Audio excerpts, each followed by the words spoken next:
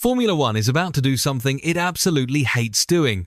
It is about to go underground. For decades, the pre-season testing period has been a media circus. We expect live timing, we expect high-definition onboard cameras, and we expect endless forensic analysis of fuel loads and tyre compounds. But this week, the sport is going dark. All 11 teams are currently descending on the Circuit de Barcelona-Catalunya for what is officially being classified as a shakedown. But let us call this what it really is. This is the first proper, aggressive test of the most radical regulation change in the history of motorsport, and Formula One has decided that you are not allowed to see it. There will be no fans in the grandstands, no live television cameras, no official timing screens. It is a closed-door operation. The question is, why? The answer is fear. The 2026 cars are so complex, so fundamentally different, and potentially so fragile that the teams are terrified of being embarrassed in public. They want the freedom to break their machines in private before they are forced to display them to the world in Bahrain. Today, we are going to breach that wall of secrecy. We are going to analyze exactly what is happening behind those closed doors in Barcelona. We are going to discuss the catastrophic news that Williams is missing the test entirely, the new technical phenomenon of active aero instability that is keeping aerodynamicists awake at night, and why this week might be the moment we receive definitive proof that Mercedes has built a championship-winning monster.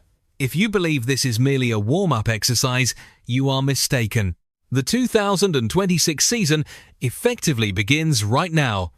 First, let's address the nature of this secret test.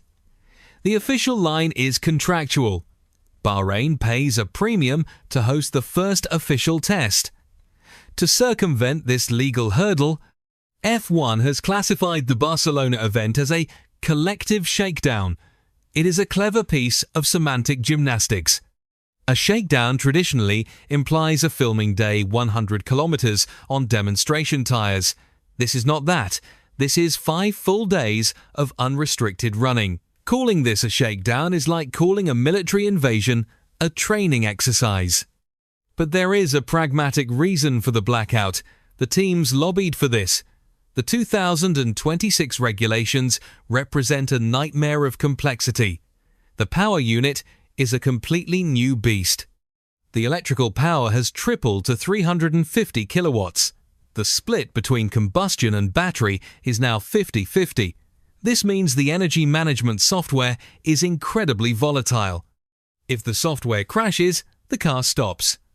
No team principal wants a 4K slow-motion replay of their brand new car breaking down on the first lap broadcast to millions of fans. They want the dignity of failing in silence.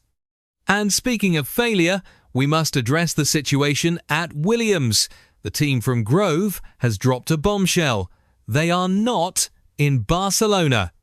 James Vowles announced this week that delays with the FW48 production schedule mean they will miss the entire test. They are staying in the UK to finish building the car. It is difficult to overstate how disastrous this is. In a year where every single mile of data is worth its weight in gold, missing 5 days of running is a competitive death sentence. While Mercedes and McLaren are out there calibrating their energy recovery systems and fine-tuning the active aerodynamics, Williams will be in a factory in Oxfordshire trying to bond carbon fibre. It puts them on the back foot immediately. When they finally arrive in Bahrain, they will be weeks behind the development curve. It is a humiliating setback. Now, let's talk about the teams that will be there and the technical terror that is haunting them. We are hearing whispers of a new phenomenon. You remember porpoising from 2022? Well, meet its evil twin.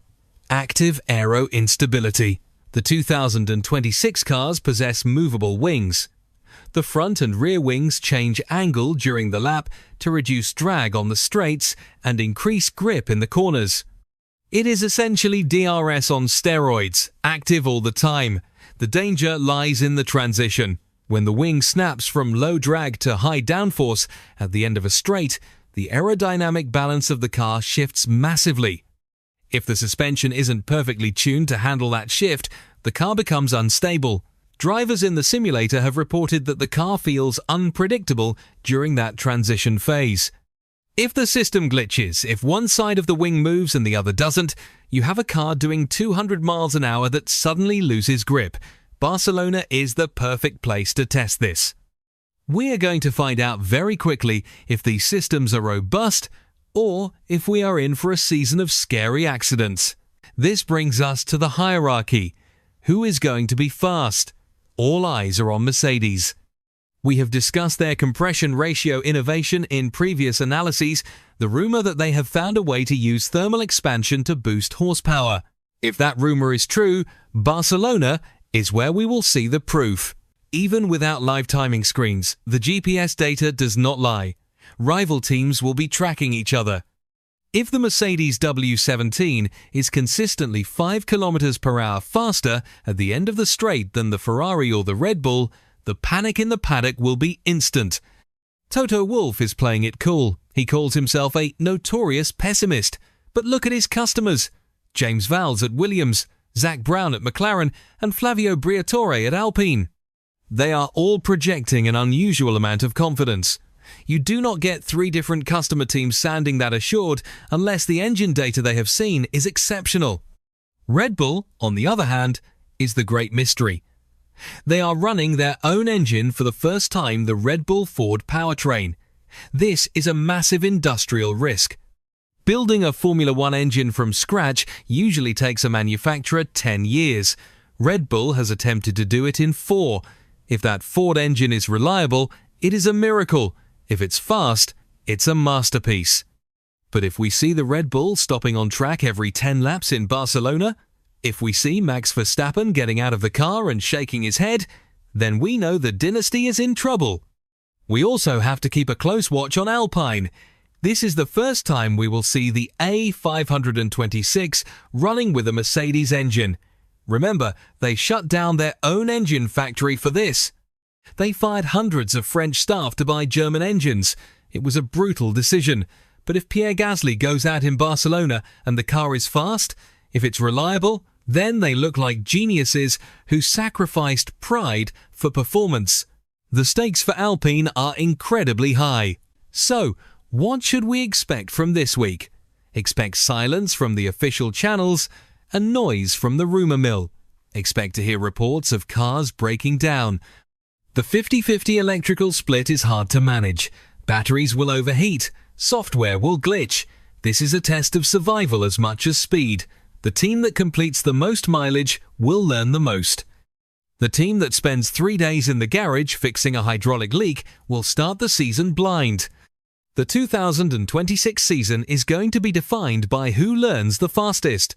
The car you see in spy shots from Barcelona won't be the car that wins the championship in Abu Dhabi, but the lessons learned this week will build the foundation for that championship run. For us, the fans and analysts, it is going to be a week of sifting through the noise, analysing grainy photos, and decoding cryptic quotes.